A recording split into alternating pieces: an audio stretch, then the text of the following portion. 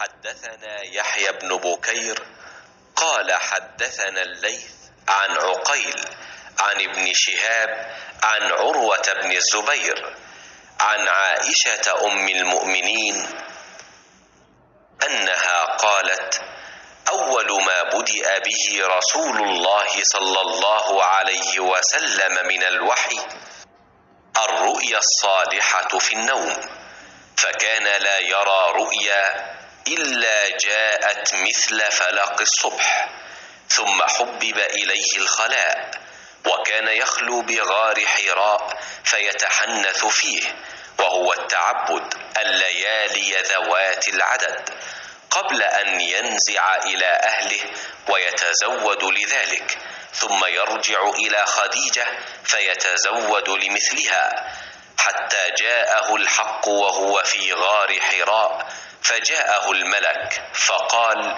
اقرأ. قال: ما أنا بقارئ.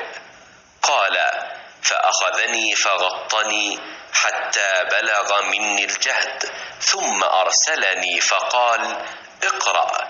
قلت: ما أنا بقارئ. فأخذني فغطني الثانية حتى بلغ مني الجهد، ثم أرسلني فقال: اقرأ. فقلت: ما أنا بقارئ. فأخذني فغطني الثالثة ثم أرسلني فقال: اقرأ باسم ربك الذي خلق، خلق الإنسان من علق، اقرأ وربك الأكرم. فرجع بها رسول الله صلى الله عليه وسلم يرجف فؤاده، فدخل على خديجة بنت خويلد رضي الله عنها فقال: زملوني زملوني، فزملوه حتى ذهب عنه الروع، فقال لخديجة وأخبرها الخبر: لقد خشيت على نفسي. فقالت خديجة: كلا والله ما يخزيك الله أبدا، إنك لتصل الرحم وتحمل الكل وتكسب المعدوم وتقري الضيف وتعين على نوائب الحق. فانطلقت به خديجة حتى أتت به ورقة بن نوفل ابن أسد ابن عبد العزى ابن عم خديجة، وكان امرأ تنصر في الجاهلية، وكان يكتب الكتاب العبراني، فيكتب من الإنجيل بالعبرانية ما شاء الله أن يكتب، وكان شيخا كبيرا قد عمي. فقالت له خديجة: يا ابن عم، اسمع من ابن أخيك.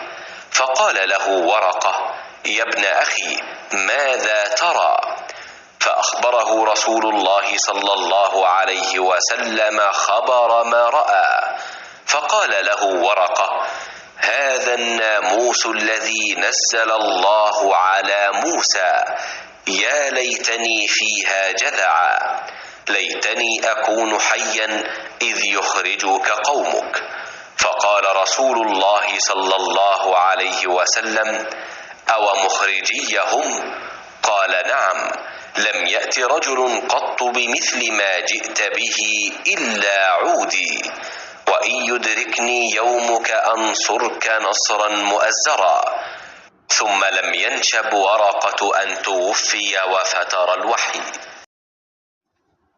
हज़रत सल्लल्लाहु अलैहि व आलिहि वसल्लम पर वही का इब्तिदाई दौर अच्छे सच्चे पाकीज़ा ख्वाबों से शुरू हुआ। आप ख्वाब में जो कुछ देखते वो सुबह की रोशनी की तरह सही और सच्चा साबित होता। फिर मिन जानिब कुदरत आप तन्हाई पसंद हो गए और आपने गारे हिरा में खिलवत नशीनी इख्तियार फरमाई और कई कई दिन और रात वहाँ मुसलसल इबादत और याद इलाही और जिक्र में मशगूल रहने लगे। जब तक घर आने को दिल न चाहता तोशा हमरा लिए हुए वहाँ रहते। तोशा ख़त्म होने पर ही अहलिया मोहतरमा हज़रत खदीजा रज़ियल्लाहु ताला अन्हा के पास तशरीफ़ लाते और कुछ तोशा हमराह लेकर फिर वहाँ जाकर खिलवत गुज़ी हो जाते।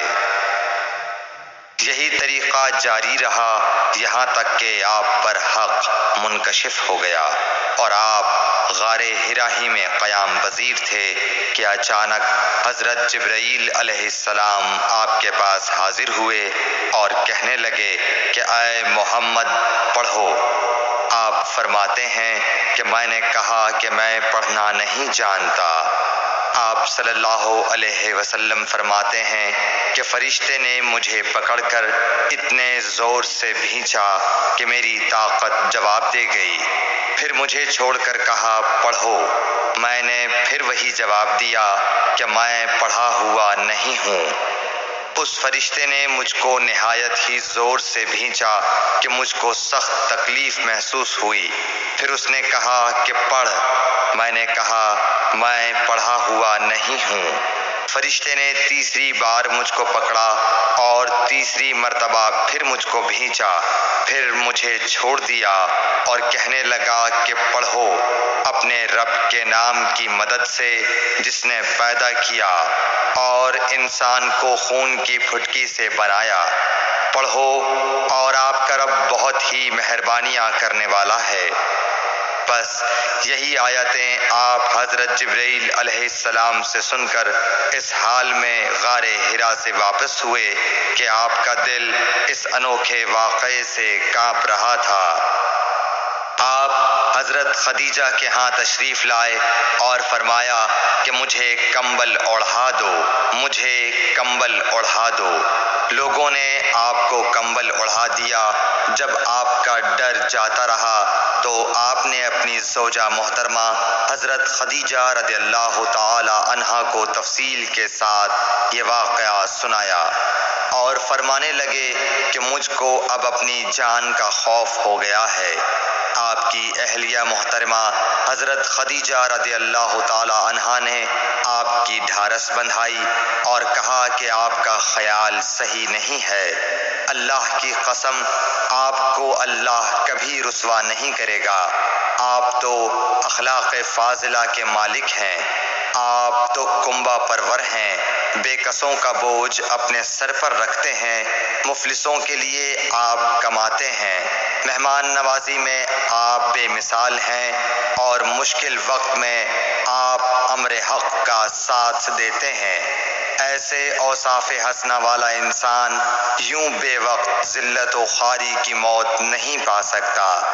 پھر مزید تسلی کے لیے حضرت خدیجہ رضی اللہ تعالی عنہا آپ کو ورقہ بن نوفل کے پاس لے گئیں جو ان کے چچا زاد بھائی تھے اور زمانہ جاہلیت میں نصرانی مذہب اختیار کر چکے تھے اور عبرانی زبان کے کاتب تھے۔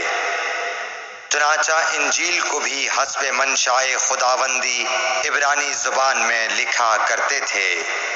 انجیل سریانی زبان میں نازل ہوئی تھی، پھر اس کا ترجمہ عبرانی زبان میں ہوا۔ ورقہ اسی کو لکھتے تھے۔ وہ بہت بوڑھے ہو گئے تھے، یہاں تک کہ ان کی بینائی بھی رخصت ہو چکی تھی۔ حضرت خدیجہ رضی اللہ تعالی عنہا نے ان کے سامنے آپ کے حالات بیان کیے اور کہا کہ اے چچا زاد بھائی، اپنے بھتیجے محمد صلی اللہ علیہ وسلم کی زبانی ذرا ان کی کیفیت سن لیجئے۔ وہ بولے کہ بھتیجے آپ نے جو کچھ دیکھا ہے اس کی تفصیل سناؤ۔ چنانچہ آپ صلی اللہ علیہ وآلہ وسلم نے از اول تا آخر پورا واقعہ سنایا، جسے سن کر ورقہ بے اختیار ہو کر بول اٹھے کہ یہ تو وہی ناموس معزز رازدان فرشتہ ہے جسے اللہ نے حضرت موسیٰ علیہ السلام پر وحی دے کر بھیجا تھا۔ کاش میں آپ کے اس عہد نبوت کے شروع ہونے پر جوان عمر ہوتا، کاش میں اس وقت تک زندہ رہتا جب کہ آپ کی قوم آپ کو اس شہر سے نکال دے گی۔ رسول کریم صلی اللہ علیہ وآلہ وسلم نے یہ سن کر تعجب سے پوچھا کہ کیا وہ لوگ مجھ کو نکال دیں گے، حالانکہ میں تو ان میں صادق و امین و مقبول ہوں۔